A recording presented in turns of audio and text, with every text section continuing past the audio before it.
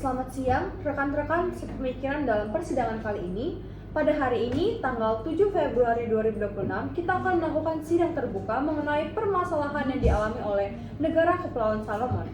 Dan kita berkumpul di sini bukan karena pilihan, tapi karena kita memiliki keadaan yang mendesak. Ada delegasi dari Amerika Serikat, Cina, dan tentu saja dari delegasi Kepulauan Salomon. Dan perubahan iklim yang akan menjadi ancaman masa depan ini merupakan hal yang akan kita bahas dalam case kali ini. Oleh karena itu, kepada delegasi dari Kepulauan Salomon, kami persilahkan. Terima kasih kepada pimpinan sidang. Saya berdiri di sini bukan hanya sebagai perwakilan negara, tetapi sebagai suara dari rakyat yang rumahnya perlahan menghilang. Setiap tahun, air laut naik. Setiap tahun, garis pantai kami mundur. Dan setiap tahun, kami kehilangan lebih banyak dari yang bisa kami selamatkan. Beberapa desa telah direlokasi. Beberapa pulau telah hilang selamanya.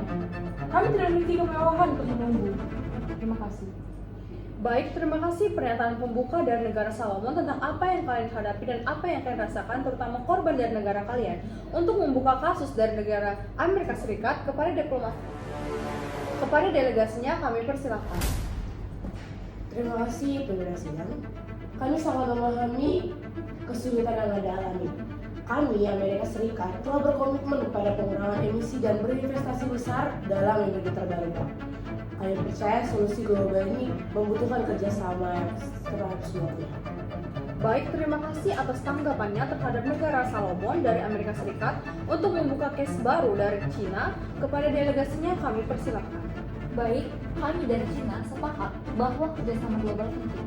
Namun, kita tidak boleh mengabaikan fakta bahwa negara maju memiliki tanggung jawab historis yang lebih besar terhadap krisis ini.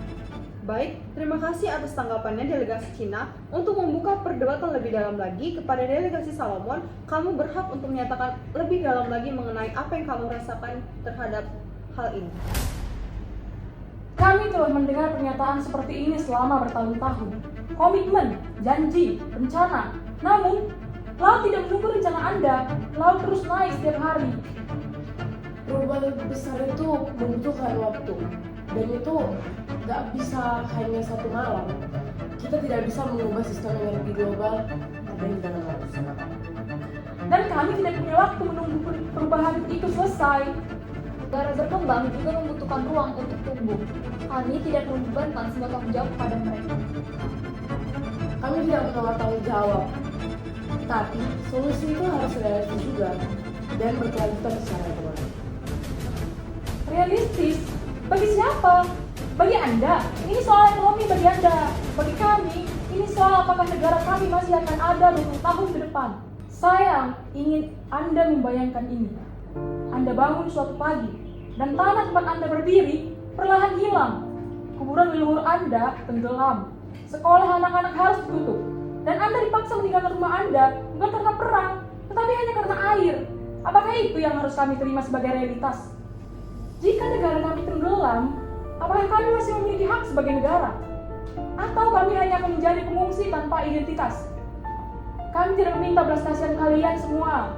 Kami hanya menuntut keadilan atas negara tercinta kami. Baik, terima kasih delegasi dari negara Salomon. Selanjutnya kita bisa mendengarkan pernyataan dari AS dan Cina terhadap resolusi mereka. Dan kepada AS kami persilakan. Terima kasih pimpinan sidang. Kami mendengarkan Anda dan kami mengakui bahwa dampak yang Anda hadapi tidak sebanding dengan kontribusi emisi Anda.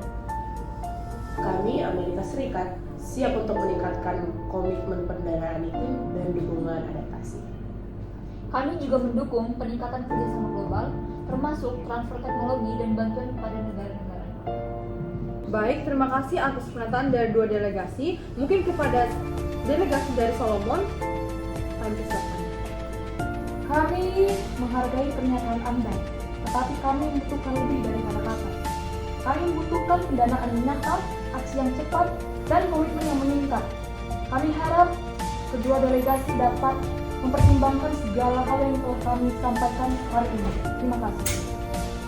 Terima kasih delegasi Salomon. Untuk tuntutan tersebut, kami akan membawa tuntutan tersebut ke pembahasan yang lain. Dan tentu saja, keadilan harus menjadi fondasi setiap kesepakatan. Baik, terima kasih dari rekan-rekan pernyataan sepemikiran dari AS, Cina, dan Solomon. Dan hari ini kita bisa menarik kesimpulan bahwa kita diingatkan perubahan iklim itu bukan tentang isu lingkungan saja, tapi tentang isu keadilan, kemanusiaan, dan bahkan masa depan peradaban dari bangsa ini. Sejarah akan mencatat apa yang akan kita lakukan di ruang persidangan kali ini. Apakah kamu memilih untuk bertindak atau memilih untuk menunggu sampai semuanya terlambat? Dan saya harap apapun keputusan dari persidangan kali ini bisa menjadi keputusan yang lebih baik kepada semua delegasi. Oleh karena itu, persidangan kali ini saya tutup. Terima kasih. Nah teman-teman, itu merupakan roleplay mengenai salah satu permasalahan yang dihadapi oleh Kepulauan Solomon dalam hal iklim. Dan selanjutnya kita akan masuk mengenai hal-hal yang akan dibahas oleh setiap anggota kelompok, mulai dari profil negara, tantangan politik, tantangan ekonomi, dan perubahan iklim. Stay tune! Baik, pada kesempatan kali ini saya akan membahas mengenai profil dari negara Solomon. Negara Solomon sendiri merupakan negara kepulauan yang terletak di kawasan Samudra Pasifik bagian selatan, lebih tepatnya di sebelah timur Papua Nugini dan sebelah utara Australia. Dengan ibu kota dari negara Kepulauan Solomon merupakan Honiara, dan bentuk negaranya merupakan monarki konstitusional yang masih mengakui Raja Inggris sebagai kepala negara secara simbolisnya. Jumlah pulau dari kepulauan ini merupakan lebih dari 900 pulau, namun tidak semuanya berpenghuni. Bahasa resmi yang mereka gunakan merupakan bahasa Inggris dengan jumlah penduduk sekitar 700.000 jiwa. Dengan etnis mayoritasnya merupakan Melanesia dengan agama mayoritas merupakan Kristen. Dengan fun fact yang mereka miliki, yaitu negara kepulauan ini memiliki sejarah yang sangat penting dalam Perang Dunia Kedua, yaitu mereka dengan fun fact-nya yaitu negara Kepulauan Solomon memiliki sejarah yang penting dalam Perang Dunia Kedua, terutama dalam pertempuran Guadalcanal, salah satu pertempuran besar antara Jepang dan Cina. Dan itu merupakan salah satu proses singkat negara dari Kepulauan Solomon. Selanjutnya akan dijelaskan oleh rekan-rekan saya. Terima kasih. Selain itu, Kepulauan Solomon menghadapi beberapa tantangan politik yang cukup kompleks, baik dari dalam negeri maupun dari tekanan eksternalnya. Dari sisi internal, negara ini memiliki masalah pada stabilitas politik dan tata kelola pemerintahannya.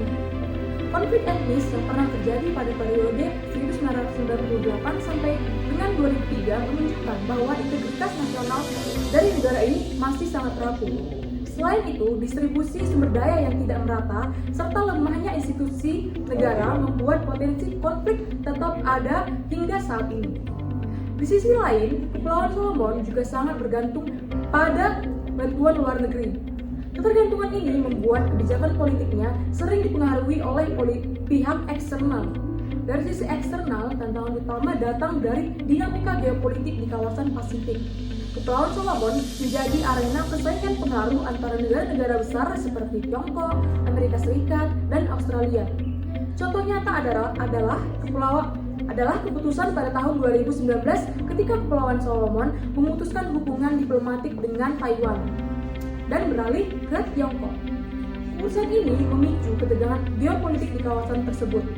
Selain itu, perjanjian keamanan dengan Tiongkok pada tahun 2022 juga meningkatkan kekhawatiran dari Amerika Serikat dan Australia.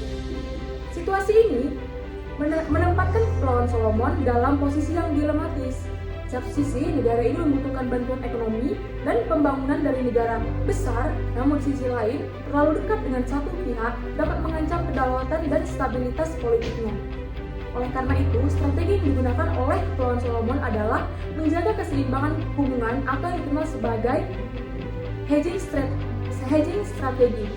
Negara ini berusaha bekerja sama dengan berbagai pihak tanpa sepenuhnya bergantung pada pihak yang lain, agar dapat tetap mempertahankan kedaulatan dan stabilitas politiknya. Kesimpulannya, tantangan politik utama Kepulauan Solomon terletak pada tiga hal: stabilitas internal yang masih rapuh, ketergantungan pada bantuan luar negeri, serta tekanan geopolitik dari kekuatan besar di kawasan Pasifik. Baik, saya akan menjelaskan tentang tantangan ekonomi. Nah, tantangan ekonomi di Kepulauan Solomon sangat dipengaruhi oleh kondisi geografisnya sebagai negara kepulauan yang memiliki ratusan pulau. Dengan pusat aktivitas ekonomi di Honiara, persebaran wilayah yang luas menyebabkan keterbatasan infrastruktur seperti transportasi, listrik, dan internet, sehingga distribusi barang dan pembangunan menjadi tidak merata. Selain itu, perekonomian negara ini masih sangat bergantung pada sektor sumber daya alam seperti kehutanan, perikanan, dan juga pertanian, yang membuatnya rentan terhadap fluktuasi harga global dan eksploitasi berlebihan. Di sisi lain, kualitas sumber daya manusia yang masih terbatas serta kurangnya lapangan kerja menyebabkan tingginya tingkat pengangguran dan kemiskinan. Kesenjangan pembangunan antara wilayah perkotaan dan pedesaan juga semakin mendorong urbanisasi ke ibu kota, yang kemudian menimbulkan tekanan sosial dan juga ekonomi. Tantangan lain yang tidak kalah penting adalah dampak perubahan iklim, seperti kenaikan permukaan laut dan bencana alam yang secara langsung mengancam infrastruktur, pemukiman, dan sektor ekonomi utama. Selain itu, keterbatasan teknologi dan rendahnya literasi digital menghambat perkembangan ekonomi modern dan masuknya investasi asing. Ditambah lagi, ukuran ekonomi yang kecil serta permasalahan tata kelola seperti korupsi dan ketidakstabilan politik turut memperlambat pertumbuhan ekonomi. Oleh karena itu, Kepulauan Solomon perlu melakukan diversifikasi ekonomi, meningkatkan kualitas sumber daya manusia, memperkuat infrastrukturnya, serta mengembangkan strategi adaptasi terhadap perubahan iklim agar dapat mencapai pembangunan yang lebih berkelanjutan. Selanjutnya saya serahkan kepada saya. Tantangan iklim Kepulauan Solomon. Kepulauan Solomon memiliki iklim tropis, khatulistiwa yang panas, lembab, dan basah sepanjang tahun, dengan suhu rata-rata 26 sampai 32 derajat Celcius. Wilayah ini ditandai dengan curah hujan tinggi, dua musim utama yaitu kemarau dan hujan, serta angin sejuk dari laut yang mengurangi suhu ekstrim. Ancaman utama meliputi siklon tropis dan dampak perubahan iklim seperti kenaikan muka air laut, seperti yang ditampilkan pada gambar ini. Kepulauan Solomon menghadapi kenyataan pahit sebagai salah satu wilayah paling rentan terhadap krisis iklim global, terutama akibat kenaikan permukaan laut, peningkatan frekuensi badai ekstrim, dan perubahan ekosistem pesisir. Berbagai penelitian menunjukkan bahwa wilayah ini merupakan spot center kenaikan muka laut, di mana beberapa pulau kecil bahkan telah tenggelam, pulau menghilang sepenuhnya akibat kombinasi kenaikan air laut dan gelombang kuat, yaitu Albert et al.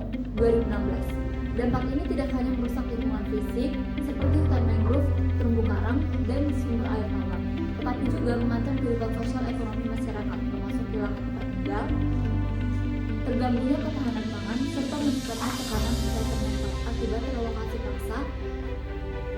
Menurut Asugeni et al. 2015, selain itu, negara kepulauan kecil seperti Solomon menghadapi keterbatasan kapasitas adaptasi, sehingga krisis iklim berkembang menjadi tantangan pembangunan yang kompleks dan berkelanjutan.